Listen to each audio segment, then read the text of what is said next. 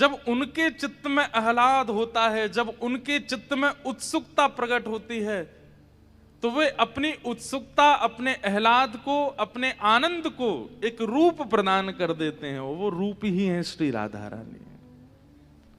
किशोरी जी कौन है? ये आह्लादनीय शक्ति, ठाकुर जी के चित्त का आह्लाद ही श्री राधा रानी है।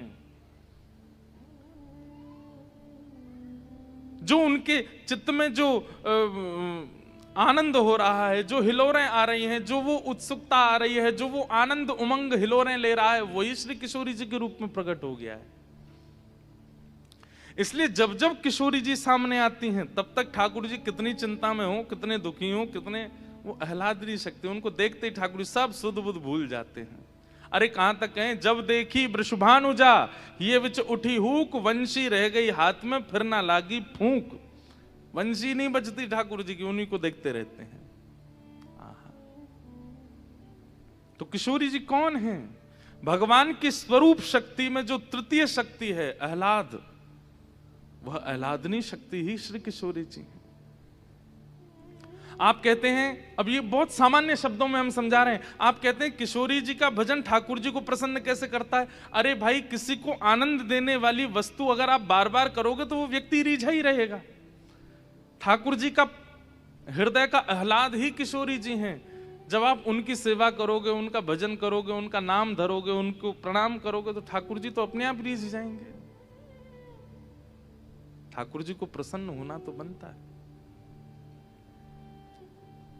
तो किशोरी जी ठाकुर जी की आह्लादनी है। ये कथा कौन सुना रहे हैं? श्री उद्धव जी महाराज सुना रहे हैं भगवान की 16,000 राजकुमारियों को, जो कृष्ण विरह में व्याकुल हैं, उनको युगल तत्व समझा रहे हैं कुसुम सरोवर पर बैठ करके।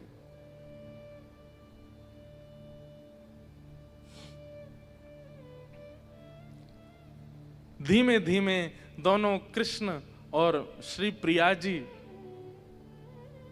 अपनी अपनी अवस्था को प्राप्त हो रहे हैं। धीरे धीरे दोनों बड़े हो रहे हैं। यहां ठाकुर जी चलना सीख गए, किशोरी जी बैठना सीख गई हैं। ठाकुर जी बोलना सीख गए, किशोरी जी चलना सीख गई हैं। ठाकुर जी ने खानों सीख गए, किशोरी जी बोलना सीख गई हैं। बस इस संग संग ही दोनों की लीलाएं चल रही हैं। कभी ढोल नगाड़े बरसाने में बजते हैं तो यहां नंद बाबा पूछते हैं, कहा भयो? अरे वहां लाली ने बोलना प्रारंभ कर दियो। तो कुछ दिन बाद ढोल नगाड़े नंद भवन में बजने लगते हैं। बोले यहां कहा भयो? बोले लाला चलनो सीख गयो है। ऐसे ही दोनों के प्रेम उन्माद बढ़ते जा रहे हैं। अब बस प्रतीक्षा है प्रथम मिलन की। ऐसे तो कई बार कीर्ति मैया की गोद में श्री किशोरी जी और यशोदा मैया की गोद में लाला मिले हैं, लेकिन अब स्वच्छंद मिलन की कामना है। धीरे धीरे अवस्था हुई। ठाकुर जी की चोरी के चर्चे पूरी दुनिया में हो गए हैं। अब चोरी चकारी करने लगे हैं ब्रज में। और ये चोरी भी क्यों कर रहे हैं पता है? मधुमंगल तो कह रहे हैं, बोले मधुमंगल ऐसो कछु काम करनो जाते पल्ले गाम तक हमारी पूछ होए। पल्ले गाम में भी यूं पता हो कि हाँ कोई कृष्ण कुंवर कन्हैया है। बोले लाला नाम दो ही लोगन को होवे। बोले कौन को? बोले या तो भक्तन को होवे या चोरन को होवे। ठाकुर जी बोले मैं तो जय जय हूं, मुझे तो भक्त बनना ना है, मैं कौन की भक्ति करूंगा? तो चलो चोरी करें। बोले हाँ जी बढ़िया है। काय की चोरी करें? अब देखो ठाकुर जी कह रहे हैं ऐसी वस्तु की चोरी करो जिसका जीवन में अभाव नहीं है। समझ में आया? ऐसी वस्तु की चोरी करनी है जाको जीवन में अभाव नहीं है, जो बहुमात्रा में जीवन में है, बाकी चोरी करो। तो फिर पकड़वे वाले इनको सोचनी पड़ेगी ये वस्तु तो यहाँ पे खूब है, फिर काई को चुरा रो है। ठाकुर जी कह रहे हैं ऐसी वस्तु की चोरी करो जाको अभाव नहीं है, क्योंकि अभावग्रस्त वस्तु की चोरी करोगे तो समझ जाएंगे कि ये इंटेंशनली चोरी कर रहा है, इस पे है नहीं इसलिए ले रहा है। ठाकुर जी कह रहे हैं मेरे नंद भवन में मक्खन की कुआं है, घी के कुआं है, दूध की नदी बहवे, अब जई चुरामूंगो जो सबसे ज्यादा है। दूसरे इनके घर जाए जाके ठाकुर जी चोरी करने लगे, और उद्देश्य उसके कई सारे हैं, परंतु युगल प्रियालाल जी की लीला में ठाकुर जी की चोरी को एक ही उद्देश्य, कैसे भी श्री जी को मेरे बारे में पता चलती रहे। बरसाने में चर्चा हो रही है, बोले अरे भैया नंद को लाला, बोले कौन सा, बोले सांवरो सो, बोले अच्छा श्री जी सुन नहीं है, टेढ़ी सी टांग है वा की, बोले अच्छा कहा करे, बोले अरे पूछो मत, ऐसे नंद बाबा धनवान, ऐसी यशोदा मैया सुपात्र, लेकिन छोरा तो चोर बन गो उनको। वो चोरी करे, काय की चोरी करे, बोले मक्खन की चोरी करे, दूध की चोरी करे, दही की चोरी करे। अब किशोरी जी को चर्चा भी सुनाई दे गई, और ये बात सुनकर के उनके मन में आ भी गया कि भाई दूध मक्खन दही की कमी तो है नहीं, फिर भी चुरा रहे हैं, जरूर प्रियतम अपनो संदेश मुंह तक भिजवा रहे हैं, अपनी स्थिति मुंह तक पहुंचवा, कैसे भी उनकी बात मेरे कानन में पड़े।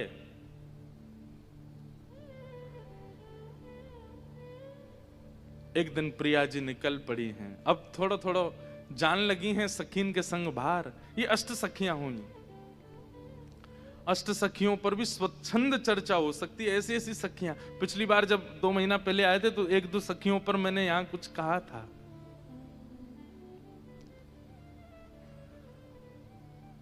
अष्ट सखियां, और उनके संग श्री जी कभी कभी भ्रमण के लिए जाती हैं, कभी किसी वन में, कभी किसी वृक्ष के नीचे।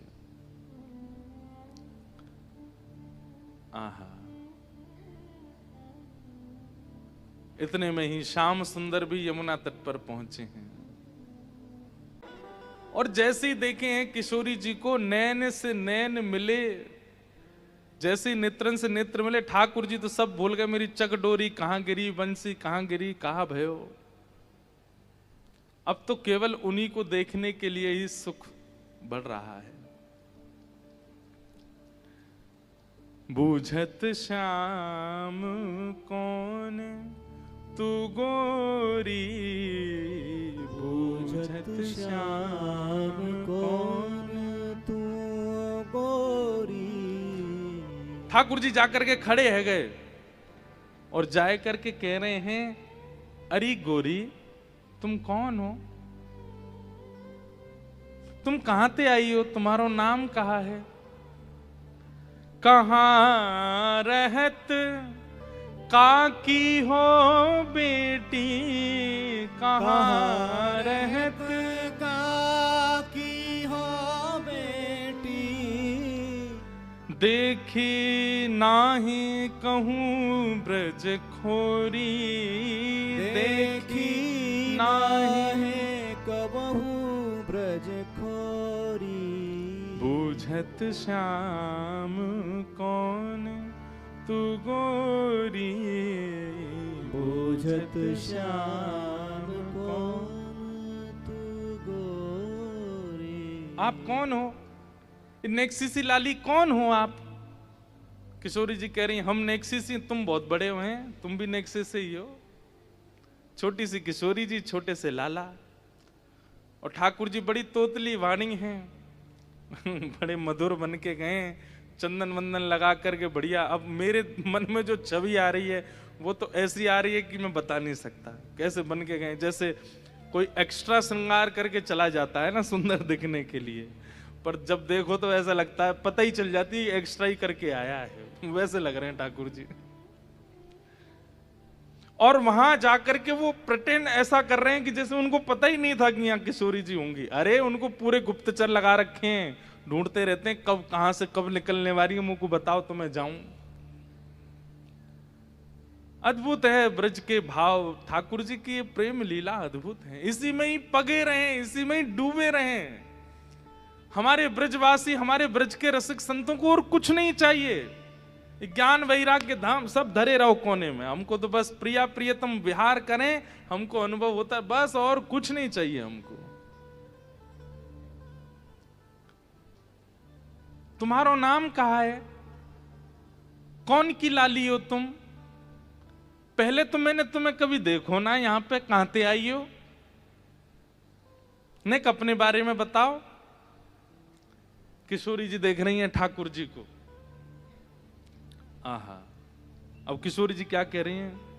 काहे को हम ब्रज तन आवत, काहे को हम ब्रज तन आवत, खेलत रही आपनी पौरी, खेलत रही आपनी पौरी। किशोरी जी अपना परिचय नहीं दे रही हैं, और परिचय ना दे करके केवल इतना कह रही हैं, हम यहाँ कायकू आवेंगी, हमारो आवे को यहाँ कोई ऐसा कारण नहीं है।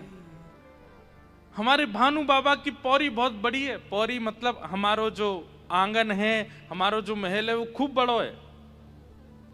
सब लोग इधर देखो, ध्यान से सुनो। हम तो वहीं खेलती रहती हैं, हमें यहां आवे की जरूरत नहीं है।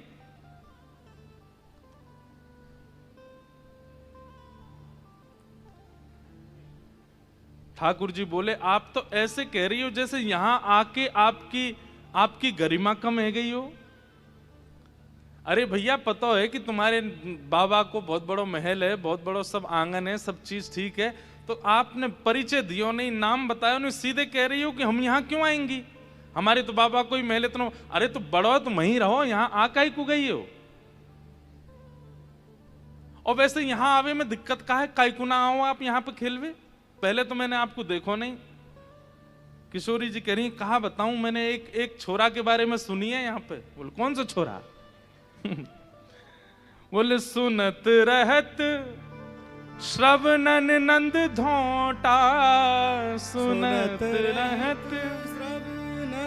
ये बिल्कुल हमारी कोर ब्रज भाषा के शब्द हैं। बोले मैंने एक छोरा के बारे में सुनो। ठाकुर जी बोले कौन सा छोरा? बोले नंद जी को ढोंटा, ढोंटा माने छोरा, नंद जी को लाला। वाक्य बारे में मैंने बहुत सुनो है। ठाकुर जी ने एक अदा में अच्छा कहा, सुनो वाक्य बारे में।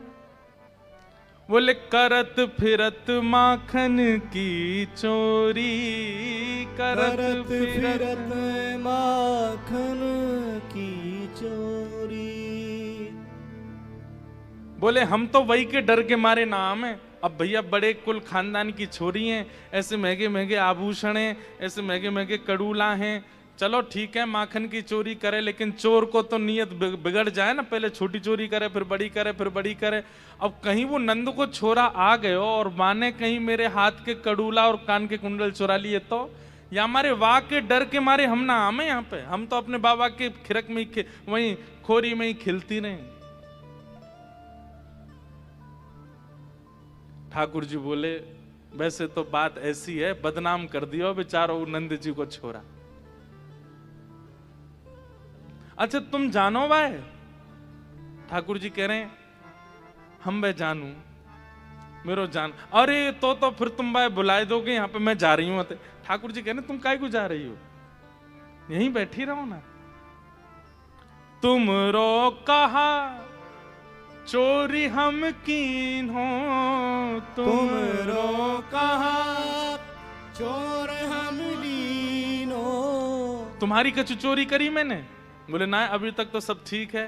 बोले तो फिर आगे भी ठीक रहेगा, काहे को ऐसे मतलब ठाकुर जी नहीं कह रहे नंद जी को लाला मैं ही हूं, बताया नहीं है अभी तक। बोले तुम्हारा कुछ चुराया मैंने? बोले ना, बातें डरो तो डरती रहो, मेरे संग तो खेल लो।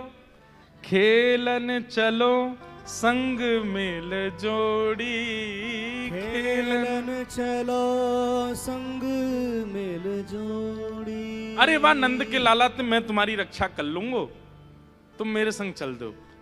किशोरी जी बोली सच में तुम रक्षा करोगे मेरी? बोले हाँ करूंगा।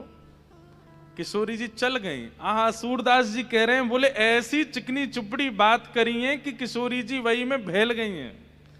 सूरदास प्रभु रसिक शिरोमणि, सूरदास प्रभु रसिक शिरोमणि। बातन भुरई राधिका गोरी, बातन भुरई राधिका भोली भारी हमारी किशोरी जी को अपनी बातन में फंसा लियो। चलो, और रास्ता में चलते चलते कह रहे हैं, वैसे नंद जी को लाला इतना बुरा ना है।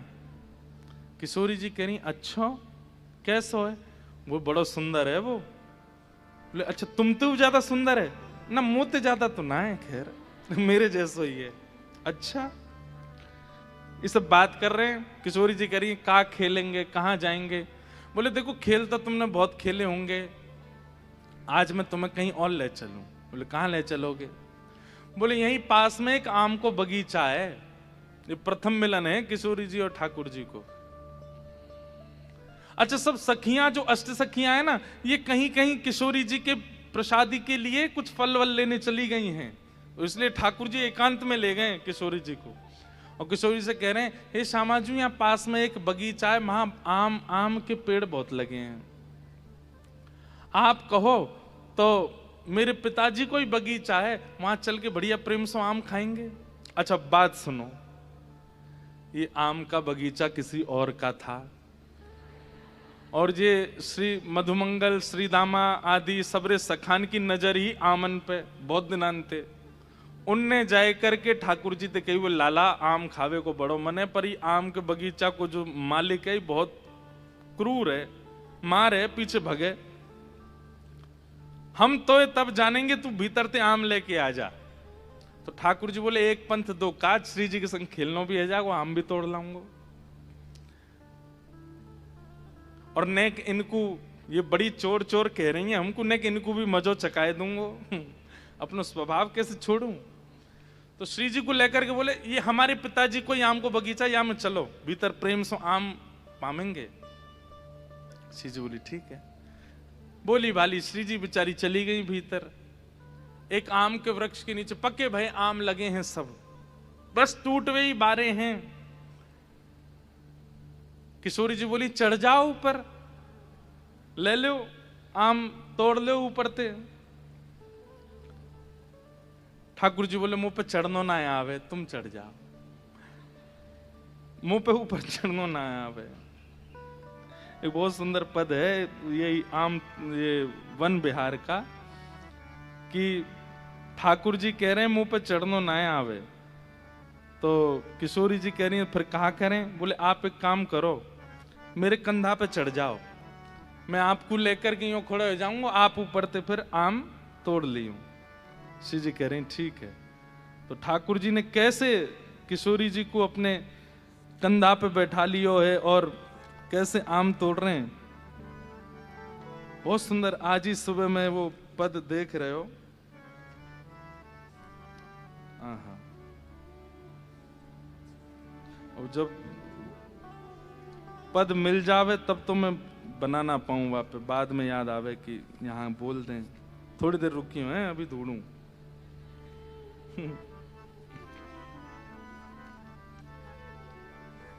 कहाँ है?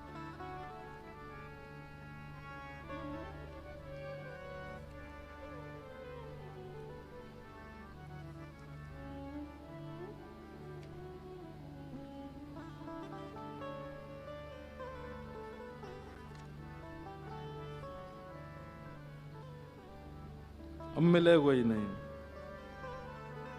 चलो नहीं मिलेगा तो फिर कल सुना देंगे। लगायो तो हो मैंने।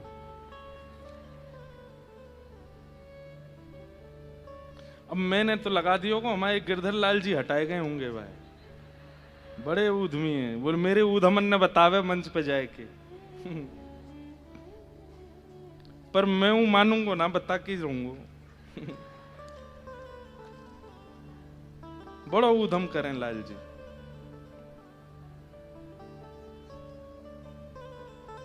चलो जे जीते हम हारे, मिले ही ना है रो। तो वह पद में ऐसा भाव है कि किशोरी जी को कंधा पे चढ़ाए लें ठाकुर जी।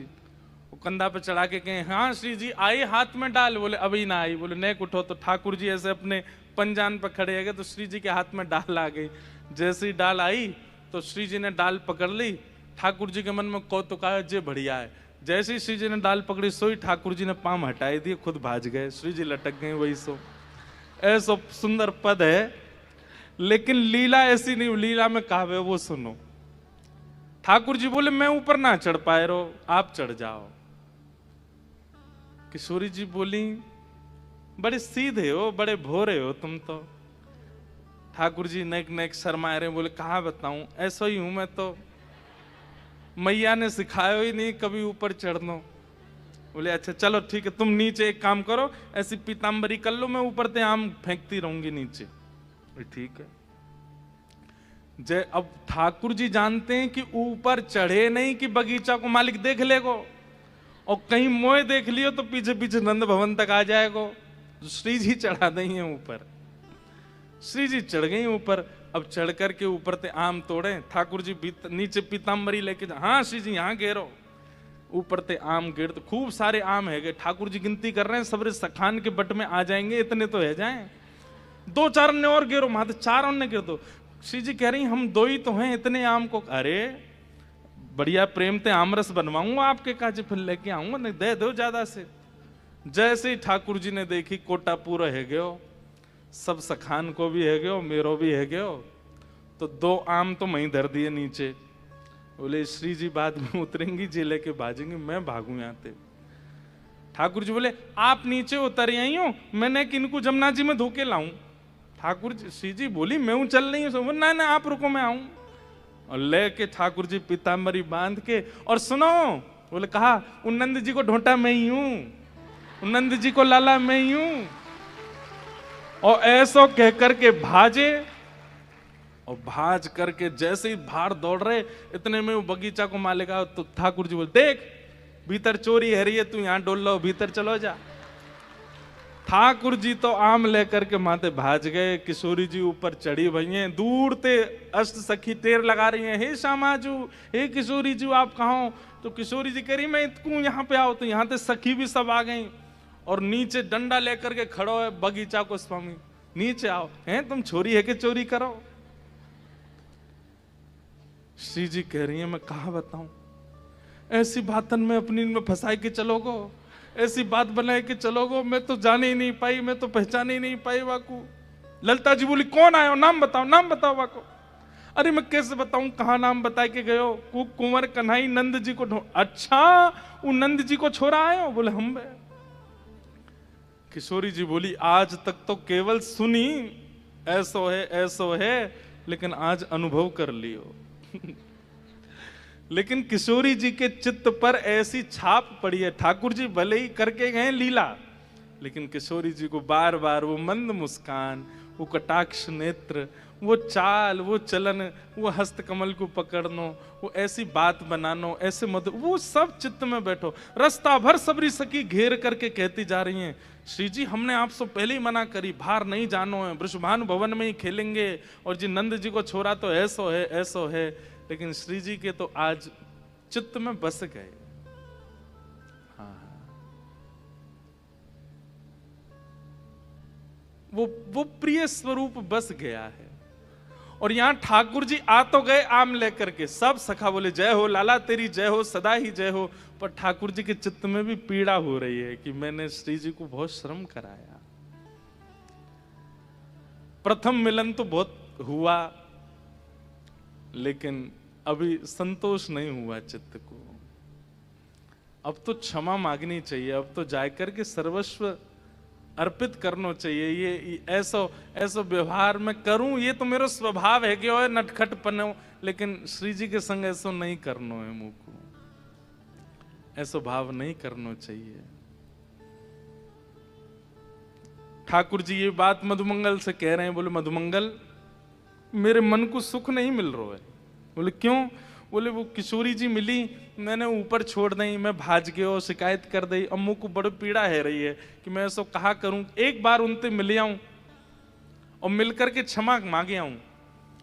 मधुमंगल बोले लाला चल घबराइए, हीरो बरसानो चल रहे हैं अभी। बोले ना है, अब तो वहां पे सबरी डंडा लेके खड़ी होंगी और बाट निहार रही होंगी कि मैं पहुंचूं, और ये सबरे मोते कचुके हैं।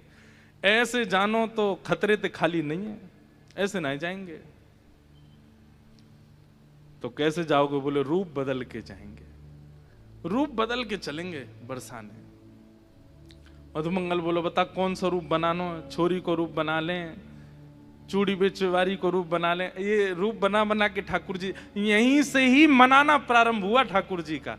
कभी मनहारिन बन के जाते हैं, कभी लिलहारी बन के जाते हैं, कभी हमारे ब्रज में एक उत्सव होता है सांझी उत्सव। ये होता है उस समय जब पितरों के समय आते हैं, पितृपक्ष, उस समय पर सांझी, क्योंकि उस समय पे दोनों प्रिया प्रीतम मिल नहीं पाते, कोई योजना नहीं बन पाती, तो फिर ठाकुर जी सांझी बनावे वारी बन के जाते हैं और फिर श्री जी के संग मिलन की सांझी बनाते हैं। उसको सब लोग देखते हैं तो उनको लगता है कोई प्रियतम प्रियतमा मिल रहे हैं इस कला में। लेकिन जैसे ही श्री जी देखती हैं तो आसपास के वृक्ष, मयूर आदि, उन सबको देख करके श्री जी को याद आ जाता है, अरे ये तो 10-15 दिन पहले मैं श्याम सुंदर से मिली, वाकई झांकी है। फिर वो बनावे वारी कौन ने बनाई है? बोले वाने बनाई है। दूर जैसे ही देखें, बोले कौन है? बोले श्यामा सखी है।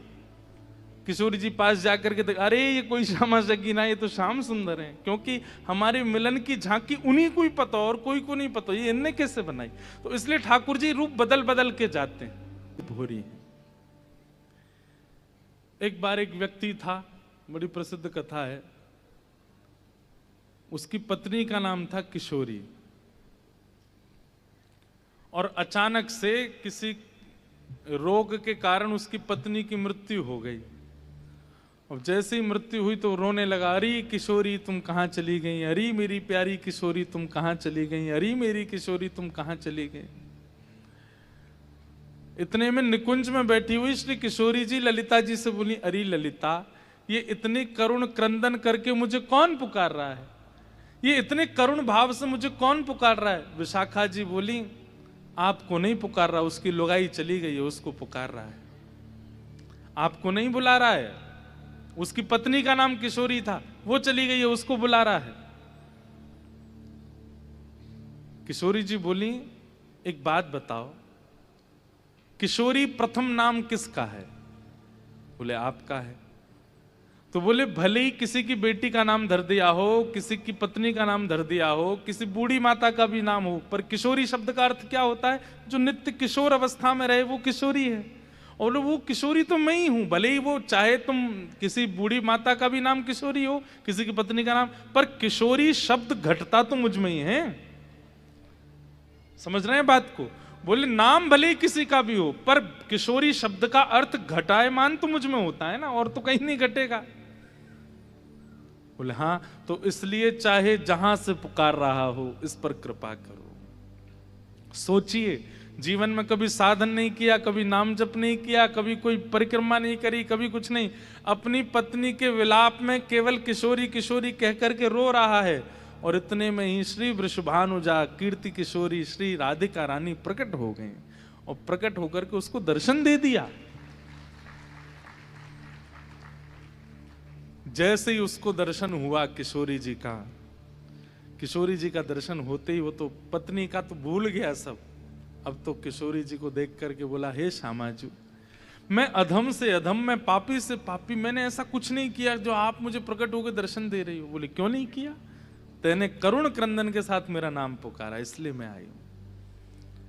बोले अब कुछ कृपा कर जाओ, जब आप आई गई हो तो किशोरी जी ने उस पर कृपा की। बोले अब शेष जीवन तो हम युगल की उपासना कर, और उपासना करके हमारी लीलाओं का ही गुणानुवाद कर। और फिर उनका नाम किशोरी अली, अली मतलब हमारे यहां सखी को अली बोलते हैं ब्रज भाषा में।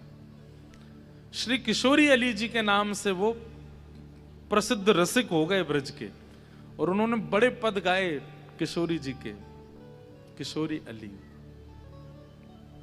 ऐसी हमारी बोली है किशोरी जी। ठाकुर जी आए, बोले मैं तो क्षमा मांगवे आयो, लेकिन रूप धारण करके आया हूं, आप मुझको बस क्षमा कर दो। किशोरी जी ने कही, अरे मैं तो आपको ही चिंतन कर रही, आप आए गए, बड़ी कृपा। बोले अभी सबरी सखी होश में आएंगी बातें, पहले मैं भाग जाऊं यहाँ से। और ठाकुर जी भाग गए नंदगाम की ओर। सब सखियों को होश आयो। बोले देखियो श्यामा जी, देखो आपने ये कैसो नंद जी को लाला, वादना आपको वहां बगीचा में पकड़वाए के भाज गए हो, आज रूप बदल करके आयो, हम सबन को बेहोश करके भाज गए हो। याते जितनो दूर रहेंगी उतनो अच्छो है। देखो मैंने पहले दिन ही कहा था, कुंज निकुंज निवृत्त निकुंज। अभी आप जिस लीला को श्रवण कर रहे हैं ये कुंज की लीला है। निकुंज की लीला में ये अष्ट सखियां और किशोरी जी और ठाकुर जी होते हैं। वहां किशोरी जी के समीप जाने के लिए भी अष्ट सखियों से ही पूछना पड़ता है ठाकुर जी को, तभी अनुगत्य प्राप्त होता है। वहां की लीलाएं अलग चलती हैं। कभी कभी हम कथा में कोई भाव आता है तो बताते हैं। और वहां की लीला कैसी, बोले नित्य लीला है। नित्य लीला मतलब वो द्वापर में नहीं हुई, वो त्रेता में नहीं हुई, वो सत्य, वो हमेशा होती रहती। अभी भी नित्य लीला ठाकुर जी की चल रही है निकुंज में। उस निकुंज की नित्य लीला का दर्शन ही ब्रज भाव से होता है, ब्रज धाम में होता है। भगवान की अष्ट सखियां हैं किशोरी जी की, श्री ललिता जी, विशाखा जी, चित्रा जी, इंदुलेखा जी, रंग देवी जी, तुंग विद्या जी, चंपकलता जी और सुदेवी। ये अष्ट सखियां कैसे प्रकट हुई, कई बार हमने कथा में बताया कि जैसे ठाकुर जी का आह्लाद किशोरी जी के रूप में प्रकट हुआ, ऐसे ही किशोरी जी के हृदय का आह्लाद अष्ट सखियों के रूप में प्रकट हुआ। किशोरी जी के चित्त का जो आह्लाद है वही अष्ट सखी। यही गौड़िया वैष्णव संप्रदाय में ये सखियां मंजरी हो जाती हैं। तो वहां पर रूप मंजरी, लवंग मंजरी, तुलसी मंजरी, मंजुलाली जी, गुंज मंजरी जी, विलास मंजरी जी, रस मंजरी जी, ऐसे मंजरी। पर ये सब सखियां ही प्रिया प्रियतम को सुख कराती हैं। अब कुंज की लीला में वो टेढ़ी टेढ़ी रहती हैं, ठाकुर जी से बैर करेंगे, किशोरी जी को बचा के रखेंगी, मिलने नहीं देंगी। लेकिन निकुंज में यही योजनाएं बनाती हैं कि प्रिया प्रियतम मिलें। एक बार ऐसा हुआ, अच्छा इन सखियों में भी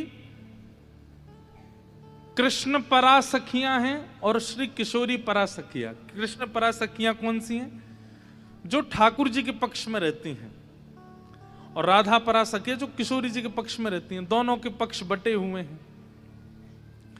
किशोरी जी की पक्ष की सखियों की मुख्य सखी हैं ललिता जी, और ठाकुर जी की सखियों की मुख्य सखी हैं श्री यमुना जी। एक बार किसी बात पे ठाकुर जी मान कर गए। पहले तो श्री जी मान कर गई, ठाकुर जी ने जाके मनायो, लेकिन श्री जी तो मानी नहीं, ठाकुर जी भी मान कर गए।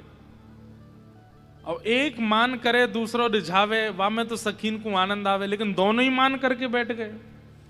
ठाकुर जी अपनी कुंज में जाके बैठ गए, श्री जी अपनी कुंज में जाके बैठ गए। अब सब विचार करें कि इन दोनों को मिलन कैसे होएगा। तो अब कृष्ण परा सखियां और राधा परा सखियां दोनों आती हैं, और अष्ट सखियां मिलके बात करती हैं। बोले कहा करें, दोनों प्रिया प्रियतम रूठ के बैठ गए। बोले कुछ तो योजना बनाओ, कैसे मिलेंगे दोनों।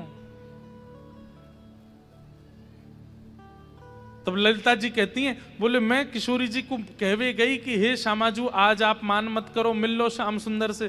तो मुझे बोली अगर वे मुंह को मनावे आएंगे और मुंह को अगर पता चल गई कि वे आ रहे हैं तो मैं अपना मान छोड़ दूंगी, क्योंकि मैं जानू वो नहीं आएंगे। यमुना जी बोली ठाकुर जी भी यही कह रहे हैं। बोले हर बार मैं ही मनावे जाऊं, अगर आज श्री जी मनावे आएंगी तो ही मैं मानूंगा। तो ललिता जी बोली वहां पे किशोरी जी बाट देख रही हैं कि ठाकुर जी मनावे आमे, और ठाकुर जी बाट देख रहे हैं किशोरी जी, और दोनों ही मान करके बैठे, कैसे होएगा काम। तो यमुना जी बोली एक तरीका है। बोले कहा, बोले मैं तो कृष्ण को रूप धारण कर लूं, सिर पे मुकुट पहन लूं, पीतांबरी पहन लूं, गले में माला धारण कर लूं, हाथ में बंशी ले लूं, क्योंकि यमुना जी बिल्कुल श्याम सुंदर जैसी हैं।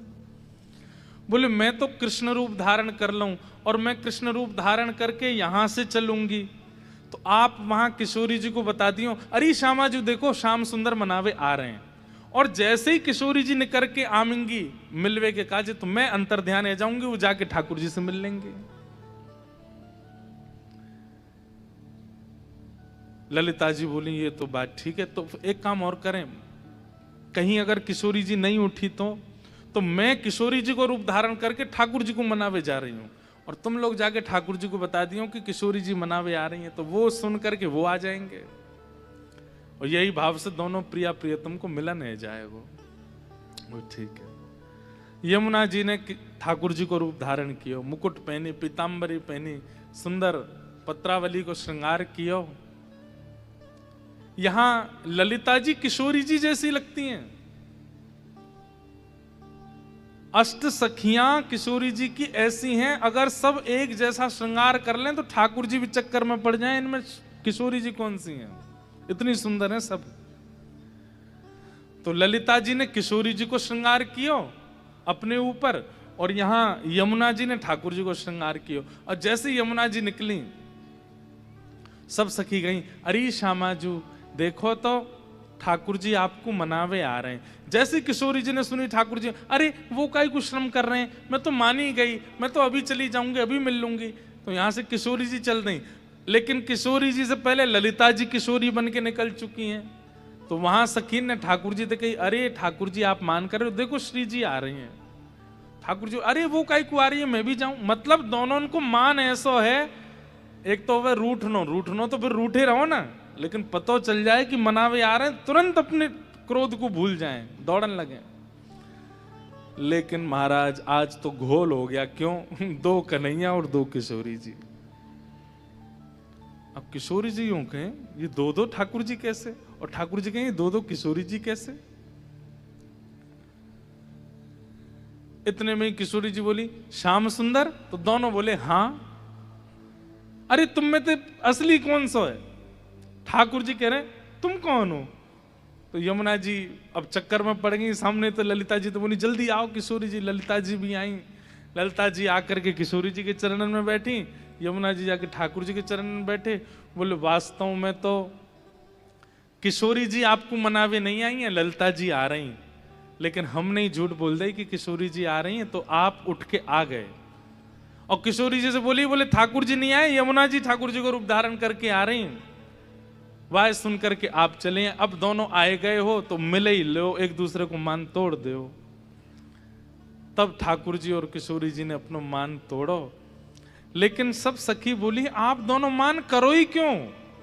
जब इतनी सी बात सुनकर के आपको मान टूट जाए कि किशोरी जी मनावे आ रही हैं और आप उठ के तुरंत चलते, तो फिर ये कैसो माने आपको? बोले ये सब तो आप सब सखीन को सुख देवे के कार्य करें। तो ये निकुंज की लीला है। अब निकुंज में भावना बड़ी सुदृढ़ है। वहां की उपासना की तो सिद्धांत ही अलग है, भाव ही अलग है। तो ये सब सखियां जो हैं ये टेढ़ी टेढ़ी कुंज में रहती हैं ठाकुर जी से। निकुंज में तो ये सब योजनाएं बनाती हैं प्रिया प्रियतम के मिलन की। और इस मिलन में कोई सांसारिक काम नहीं है, सांसारिक विषय नहीं है, सांसारिक भाव नहीं है। केवल हास है, श्रृंगार है, नृत्य है और आनंद है, बस और कुछ नहीं। ठाकुर जी चले गए और ठाकुर जी तो मिल मिला करके चले गए। लेकिन अब श्री जी के मन में तो और भाव प्रकट होने लगे ठाकुर जी से मिलवे के काजे। सब भावों को बता रहे हैं श्री उद्धव जी महाराज। और भगवान की समस्त पटरानियां बैठ करके कृष्ण किशोरी जी के मिलन की और ब्रज की ये अंतरंग लीलाओं को श्रवण करके अत्यंत आनंद में आ रही हैं, अत्यंत सुख में आ रही हैं। अब किशोरी जी के मन में भाव भयो कि बहुत दिन है गए, मैं श्याम सुंदर से मिली नहीं हूं, नेक मिले आऊं। ललिता विशाखा से बोली, ललिता जी बोली बात उनते ना मिलन देंगी हम तुम्हें, कभी कछु करें कभी कछु करें। अरे उनको कोई भरोसा ना है, कब कहा करके चले जाएं। ये हमारे श्यामाजू आप जो कहोगे सब मंजूर है, पर ये नंद के छोराते हम ना मिलन देंगी आपको। किशोरी जी बोली इन सबन के संग जाऊंगी तो ये मिलने नहीं देंगे, एकांत में जाऊं। और एक दिन निकुंज में घूमते घूमते, ब्रज के तट पर घूमते घूमते श्री किशोरी जी अकेले ही नंद भवन चले गए। यहां नंद भवन में ठाकुर जी बैठे यशोदा मैया की गोद में, और मैया तो कह रहे मैया तू मोते बहुत परेशान रहे ना। मैया बोली हाँ लाला रहूं तो पता है। बोले हाँ तू मोते बहुत परेशान रहे। काय बात ते परेशान रहे? बोले मैया बोली सबसे पहले तो तेरी या बात ते परेशान हूं, तू उदम बहुत करे, घर घर जाके चोरी करे। अरे तो को मक्खन की कहा जरूरत है? इतनो मक्खन घर में, इतनो दूध घी दही सब घर में, फिर तू चोरी करे। मैया तू मोते बहुत परेशान है। मैया बोली हूं तो सही लाला, लेकिन अब कहा कर सकूं, मेरे भाग्य में तू ही है। ठाकुर जी बोले मैया अब मैंने निर्णय लिया है कि अब मैं तो को परेशान नहीं करूंगा। अब जैसे सुपात्र बालक हूं मैं ना, सीधे साधे बालक, अपनी मैया की आज्ञा माने, सुबह जल्दी उठ जाएं, रात में जल्दी सो जाएं, घर के काम संभालें, सब करूंगा। मैया अब मैं 3.5 बरस 4 बरस को हैगो मैया, अब मैं बड़ो हैगो। मैया बोली लाला तू ऐसी अच्छी अच्छी बात करे, कितना बढ़िया लगे, लेकिन मैया सुपात्र तो मैं बन जाऊंगा, लेकिन वाके बदले मोकू कछु चाहिए। मैया बोली स्वार्थी, बिना स्वार्थ के कछु ना करे, कहा चाहिए बता। मैया बोली तो को बढ़िया अचकन बनवा दूं, पीतांबरी बनवा दूं, तो को बढ़िया कढ़ाईदार धोती बनवा दूं, नई बंशी चाहिए होगी जरूर, अच्छा मुकुट पहने को मुकुट धरा दूं नयो बारो। ठाकुर जी बोले इन सबन की कमी है मुंह पे एक ते एक अचकन, एक ते एक मुकुट, एक ते एक बंशी, एक ते एक सब कछु है। मैया अब तो वो चाहिए जाकी कमी है जीवन में। रात भर में व्याकुल रहूं मैया, दिन भर में व्याकुल रहूं। मैया बोली ऐसी काई चीज की कमी आ गई लाला? बोले मैया अब तू भी बूढ़ी है, चली तो कितनों मक्खन ने करवाऊं मैया। मैया बोली मतलब? मैया मेरो ब्याह करा दे। मैया कहा? बोले मेरो ब्याह करा दे मैया, अब मेरी उम्र है चली ब्याह की, अब तू मेरो ब्याह करा दे। यशोदा मैया बोली अच्छा या के काजे इतनो भोरो बननो, इतनो सीधो बननो, इतनो सुपात्र बननो है, ब्याह करेगो?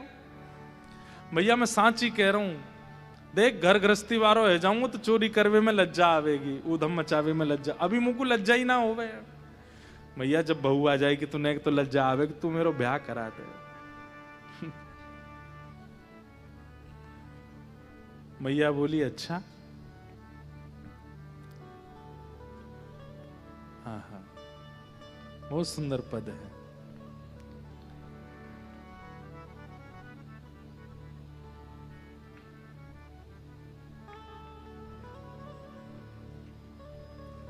ठाकुर जी लड़ रहे हैं मैया से। मैया कह रही हैं लाला कौन ते ब्याह करेगो, कोई छोरी देख रखी है तेने?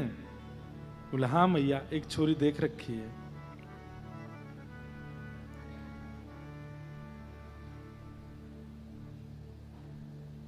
बोले कौन है? ठाकुर जी बोले वो है ना अपने भानु बाबा बरसाने वाले। बोले हाँ उनकी लाली। मैया वो बिल्कुल तेरी बहू बनवे लायक है, तेरे घर ऐसो संभाल लेगी, ऐसो बढ़िया कर लेगी। मैया कह रही लाला तू अभी 4 बरस को भयो है, तो ते नेक छोटी बो नेक नेक से नेक बड़े तो है जाओ ब्याह लायक तो। मैया आपका बुढ़ापे में ब्याह करेगी, अब है गो मैं। बोले कहा बड़ो है गो तू? बोले देख पहले मुंह पे चलनो ना तो घुटमुन चलतो, अब मैं पामन पे खड़ो है गो। पहले मुंह पे बोलवो ना तो अब मैं बोलन लगो। पहले मैं तेरे हाथन ते खातो, अब मैं अपने हाथन ते खा लूं। मैया अब मेरा ब्याह करा दे, अब मैं सुगड़ है गया हूं, अब मैं योग्य है गया हूं।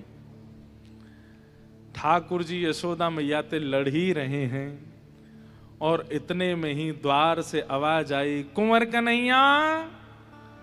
और जैसे ही द्वार ते आवाज आई यशोदा मैया बोली जे कौन बोल रहा है? बोले मैया आ गई तेरी बहू आ गई, द्वार पे ही आ गई है। मैया देख अब तो विधाता भी चाह रहे हैं कि मेरा ब्याह है जाए। बोले क्यों? मैंने तो ते चर्चा चलाई और बहू आई गई है। मैया अब तू मेरा ब्याह करा दे। देख बाकी सामने मोते ना तू ज्यादा लड़ियो मत, बाकी सामने प्रेम ते बात करियो, ऐसे करियो। और श्री सूरदास जी महाराज वर्णन ठाकुर जी की वृंदावन ब्रज लीला और ये युगल मिलन प्रेम की लीलाओं का जितना वर्णन सूरदास जी ने किया उतना किसी ने नहीं किया।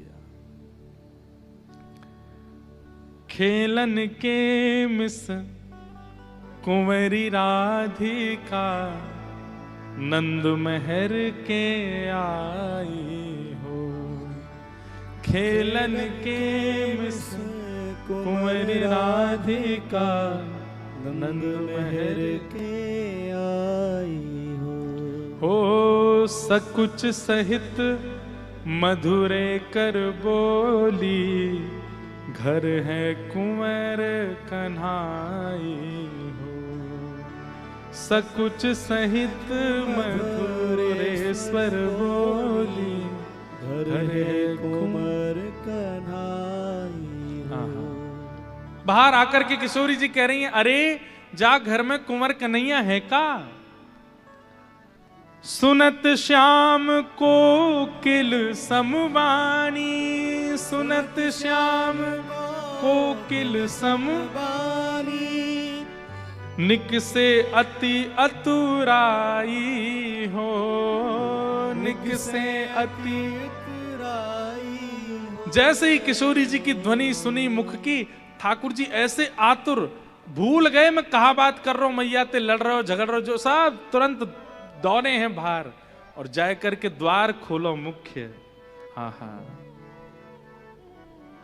माता सो कछु करत कलह है, माता सो कछु करत कलह है। पर कलह मतलब लड़ रहे थे मैया से कि मेरा ब्याह करा दे, लेकिन जैसी किशोरी जी की आवाज सुनी है, रीस डारी बिसराई हो, रीस डारी बिसराई हो। अपनी रिस यानी कि अपने सब जो बात थी, जो गुस्सा हो रहे थे मैया, सब भूल गए ठाकुर जी। आहा।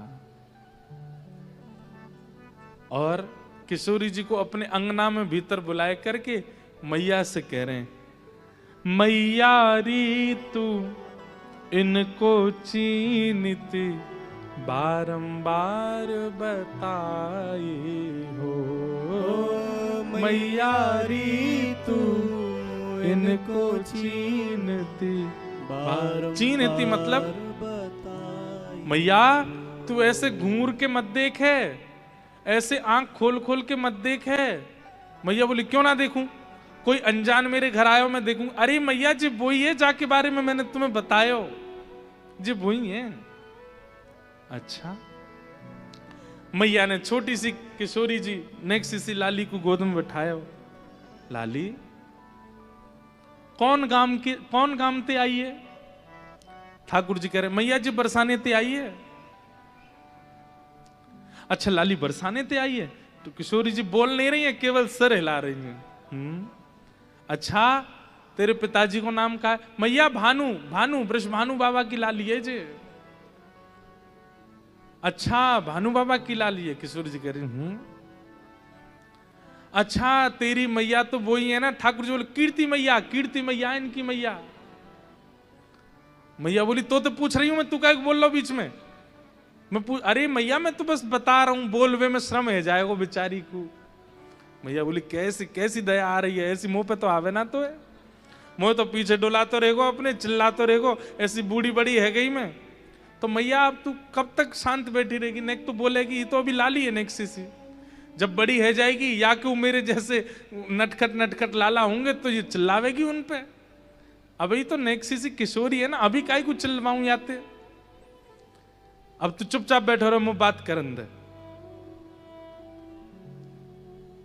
लाली तू भानु बाबा की लाली है? बोले हाँ। अच्छा लाली यूं बता, जे कन्हैया तो कहां मिलो, तेरी याते पहचान कब भई? तो ठाकुर जी कह रहे मैं बताऊं ना, तू नहीं बताएगा जे बतावेगी। मैया जे बोल नहीं पावेगी, देख कैसे संकोच कर रही है, मोह बेचारी को ऐसा। तो तेरी एक तो आवाज इतनी तेज है ना मैया, मैं ही डर जाऊं, बेचारी वो ना डरेगी। मुंह ते सुन ले मैं बता रहा हूं। मैया बोली चल बता कहां मिली जे तो को? ठाकुर जी क्या बता रहे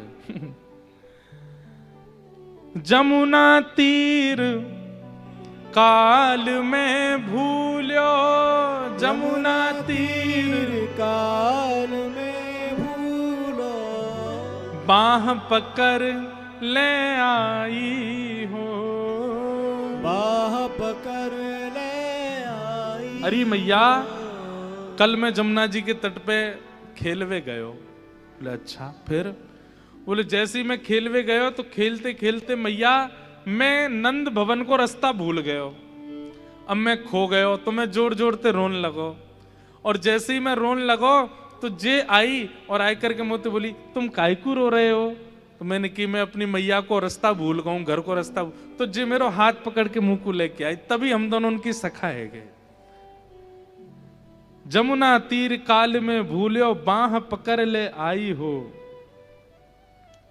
आहा, मैया बोली अच्छा तू या घर को छोरा, तू अपने घर को रास्ता भूल गो और दूसरे घर की छोरी तो यहां पहुंचा गई, मुंह बावड़ी समझे?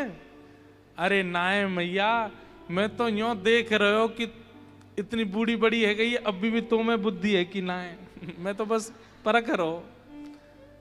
आहा, सूर श्याम ऐसे गुण की आगर, सूर श्याम ऐसे गुण की आगर, नागरी बहुत रिझाई हो, नागर बहुत रिझाई हो।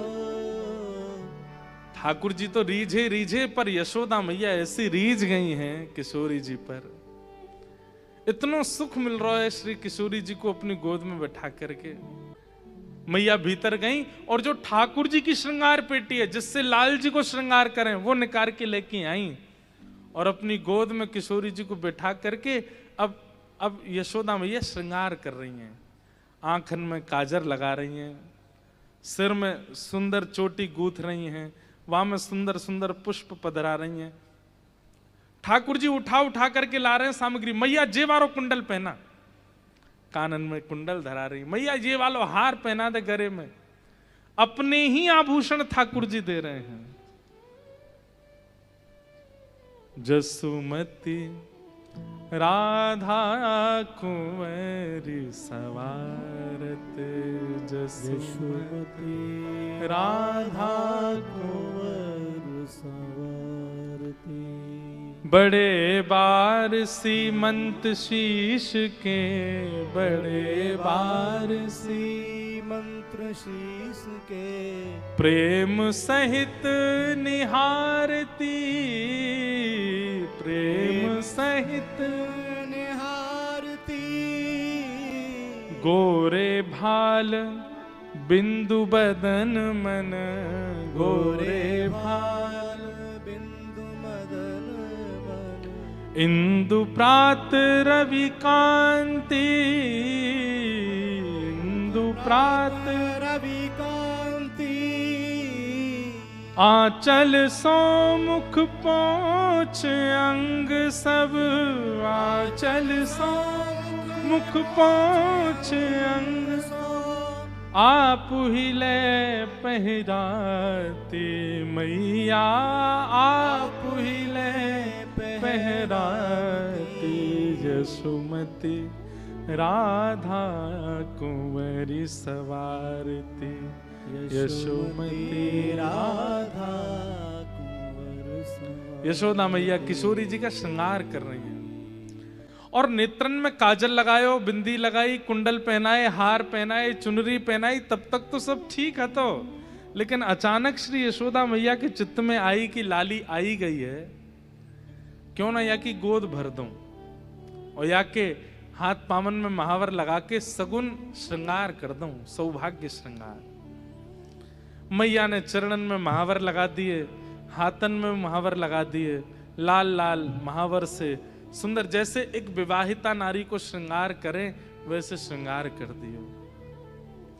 और किशोरी जी के सुंदर ऐसे दुपट्टा फैला करके वहां में चावल और वहां में सुंदर वस्त्र, वही में सुंदर स्वर्ण चांदी के आभूषण आदि आदि सब दे करके मानो जैसे किशोरी जी को आज तिलक कर दियो है। तिल चावरी बतासे मेवा, तिल चावरी बतासे मेवा। दियो कुंवरी के गोद, दियो कुंवरी के गो। सूर श्याम राधा तनु चितवन सूर श्याम राधा तन चितवन जसुमति मन तन मोह जसुमति मन तन मोह जसुमति राधा कुंवर सवारते यशोमती राधा कुंवर संवारते। किशोरी जी को मधुर श्रृंगार किया है और बिल्कुल सौभाग्य श्रृंगार करके किशोरी जी को तैयार करके और फिर बरसाने की ओर भेजो है। अब बरसाने किशोरी जी जैसे ही आई हैं, यहां पर कीर्ति मैया ने लाली को जैसे देखो इतना श्रृंगार देख करके कीर्ति मैया बोली लाली तू कहां गई, और ये ऐसा सौभाग्य चिन्ह श्रृंगार करके तू को कौन नेक सी किशोरी और ऐसे विवाहितान की तरह तेरा श्रृंगार कौन ने कर दियो। तब किशोरी जी बोली मैं नंदगाम गई, वहां पे यशोदा मैया ने कियो। अरे यशोदा ने तेरा श्रृंगार कर दियो। ये सुनकर के सब सखियां तो आनंद में भर गईं। लेकिन अब देखो यहां पे एक बड़ी अच्छी लीला है कि कीर्ति मैया भी आनंद में भर गई हैं,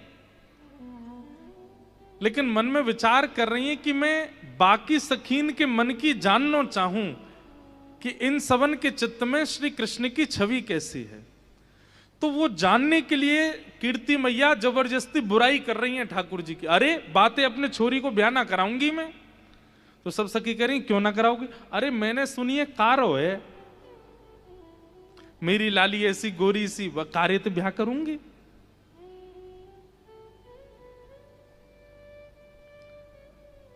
अब सब सखियां आकर के यशोदा मैया वो कीर्ति मैया से कह रही मैया वो कारो दिखे, लेकिन आप वाकू गौर से देखोगे ना ऐसी मणि जैसो चमके, वाकी कांति बड़ी मधुर है। कीर्ति मैया सुन सुन के बड़ी प्रसन्न हो रही हैं, अपने है व्यवहारे दामाद की कीर्ति सुनना चाह रही हैं, हमारे जबरदस्ती बुराई कर रही हैं। मैया कारो ना है, वो ऐसा ही लग रहा है आपको, लेकिन वो कारो है नहीं, वाकी कांति कृष्ण है। कीर्ति मैया बोली मैंने सुनी है वाको अंग टेढ़ो है, मैंने सुनी है वाकी 3 जगह ते कमर टेढ़ी, पर टेढ़े ते ब्याह करूंगी अपनी छोरी को। ऐसी सुकुमारी सी मेरी लाली, ऐसी पाम धरे तो पृथ्वी पे घल जाए, वो टेढ़े मेढ़े ते ब्याह करूंगी। अरे मैया वो टेढ़ो मेढ़ो ना है, वो खड़ो ही ऐसो होवे, वो जब जब खड़ो होवे बाकी पाम ऐसे है जाए, कमर ऐसी है जाए, मुखमंडल ऐसो है जाए, वो बाकी वाको स्वरूप है ललित ललित गति विलास वल्गुहास प्रणय निरीक्षण कल्पितो रुमान कृत मनु कृतवत्य उन्मदांध प्रकृति मगन किल यस्य गोपवध्व। टेढ़ो ना है मैया, तो वो तो बाकी वाको स्वरूप ही है सब, वो ऐसे ही खड़ा होवे मैया। खूब सीधो भी रहे, वो खूब सीधो सीधो चले, वहां के टेढ़ेपन पे मत जाओ मैया। और मैया ये तो बहुत बड़ी कृपा है कि वो टेढ़ो ही रहे। जब टेढ़ो व्यक्ति हमारे चित्त पे ऐसो घात कर सके, सीधो होतो तो जन कहा करतो। और मैया ये सब तो वाने विकार या हमारे धारण किए ताकि हम सब जीवित रह सकें। कारो है तो हमारे नेत्रंते नहीं जावे, गोरो होतो तो जन कहा करतो। मैया लाली के काजे बातें बढ़िया वरनाए मिलेगो। इतने में कीर्ति में मैंने सुनी है चोरी करे, चोर है, चोर ते ब्याह करूंगी अपनी लाली को। इतने में ही एक पूर्णमासी आई, एक गोपी है, बूढ़ी बड़ी गोपी, वहां को नाम है पूर्णमासी। पूर्णमासी आई आकर के बोली कहा कही कौन चोर है। बोले नंद जी को लाला चोर है, मैंने सुनी है। बोले सब देखे वही चोर जगत में। पूर्णमासी बोली या संसार में कौन चोर नहीं है बताओ। ब्रह्मा चोर, विष्णु चोर, शंकर चोर, राजा चोर, रानी चोर, व्यापारी चोर, सब चोर हैं। बोले ब्रह्मा चोर कैसे। बोले ग्वाल बालन ने हरण करके चलोगो। शिव चोर कैसे। बोले जितने भी अवगुण युक्त व्यक्ति सामने आते हैं सबके अवगुण चुरा लेते हैं, वो भी चोर हैं। राजा रानी चोर हैं, पूरे नगर के लोगों के धन का हरण करते हैं और ये कह करके कि हमें दो कर के रूप में। व्यापारी चोर हैं, नई नई वस्तुएं लेकर के आते हैं, दुनिया के लोग रीझ जाते हैं, खरीद ले जाते हैं, बाद में वो वस्तु बेकार हो जाती है, ये भी तो चोरी कर रहे हैं। सब देखे सोई चोर जगत में, सब चोर हैं, लेकिन चोर के नाम पर केवल कुंवर कन्हई को नाम आ जाए। अरे बेचारो, तुमने कभी विचार किया कीर्ति मैया मक्खन की चोरी करे, दूध की चोरी करे, छाछ की चोरी करे, वाकई घर में कमी है, 9 लाख गैया हैं चोर। कीर्ति मैया तो जानबूझ के कर रही हैं ये बुराइयां, ताकि इन सब के मुख से ठाकुर जी को यश निकले, मेरे हेवे वारे दामाद को यश हो। कीर्ति मैया बोली फिर भी मैं चाहूं, हे पूर्णमासी आप ही हम में बड़ी बूढ़ी हो, आप जाओ और जाकर के लाला को एक बार नेक नजदीक से देख के आओ, और सुनो देख के मत आओ। बोले तो ये लाली हमारी गई नंदगाम, और वहां यशोदा ने बिना हमते पूछे, बिना हमते कोई बात किए लाली के महावर लगा दिए, हाथ रच दिए, गोद भराई कर दी। अब आप भी कैसे करके वह लाला को बरसाने ले आओ। याद रहे, ना पिताजी आने चाहिए, ना माताजी, ना कोई सखा, अकेलो आवे, और वाय हम सबरी पकड़ के बीच में बैठा के तब वा को निरीक्षण करेंगी वो हमारी लाली के योग्य है कि नहीं। पूर्णमासी बोली हाँ जी कर सके। किशोरी जी तो मंद मंद मुस्कुरा रही हैं, आनंद लेते रही हैं, बोले हाँ श्याम सुंदर आएंगे बरसाने।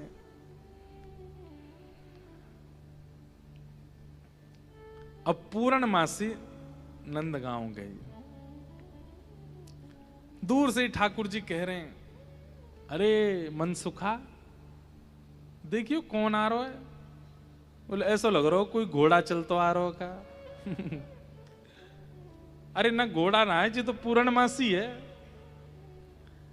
पूर्णमासी को काम ही यही है क्वारे इनको ब्याह करावे, तो जबरदस्ती जो क्वारे हैं ना गांव में, जैसे उनको पता चलती है पूर्णमासी निकली, वो जबरदस्ती उसके आगे से निकलते हैं कि हमें देख ले, तो हमारे काजी को ढूंढ लेगी बढ़िया।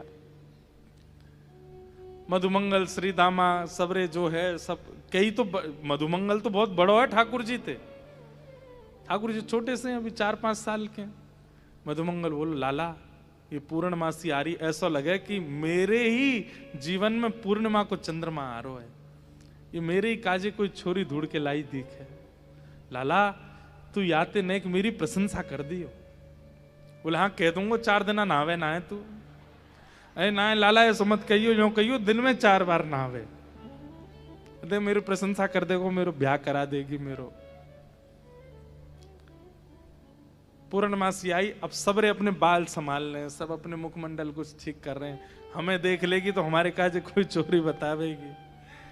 पूर्णमासी आई, हाँ भाई तुम में ते कुंवर कन्हैया कौन सो है।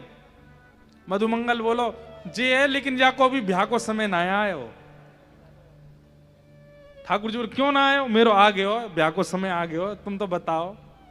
लाला ब्याह करेगो। बोले तेने मेरे मोह की बात कही है पूर्णमासी, दिन रात में तो यही चिंता में रहूं कि मेरा ब्याह कब होएगा, तू करा दे। बोले ब्याह करवावे के काजे तो को मुंह दिखाई करवावे चलना पड़ेगा बरसाने। मधुमंगल श्रीदामा सबरे सखा सब ठाकुर जी के सब बोले एरी पूर्णमासी तेरी दृष्टि हम पे ना पड़े कभी, नेक्स्ट सो लाला ही देखो तो को ब्याह को, हम तो बैठे यहाँ बड़े बूढ़े। पूर्णमासी बोले तू तो कुआरो ही जावेगो, तेरो ब्याह ना होएगो, नहावे ना 4-4 दिन तक। मधुमंगल बोलो अरे लाला यानी कैसे सुन ली ये बात। बोले सुन का ले पूरे ब्रज में सबन ने पता तू नहावे ना है। अब ठाकुर जी यहां से बरसाने जा रहे हैं और संग में अपने 1-2 सखान लेके जा रहे हैं, और वहां ठाकुर जी को निरीक्षण करेंगी सब गोपी, और फिर निरीक्षण करके ब्याह करेंगी। ये कथा हम कल सुनेंगे। ठाकुर जी बरसाने कैसे गए, वहां निरीक्षण कैसे भयो, और कैसे सब लीला भई है ठाकुर जी के। करके इशारों बुलाए गई रे, करके इशारों बुलाए गई रे, करके इशारों बुलाए गई रे, करके इशारों बुलाए गई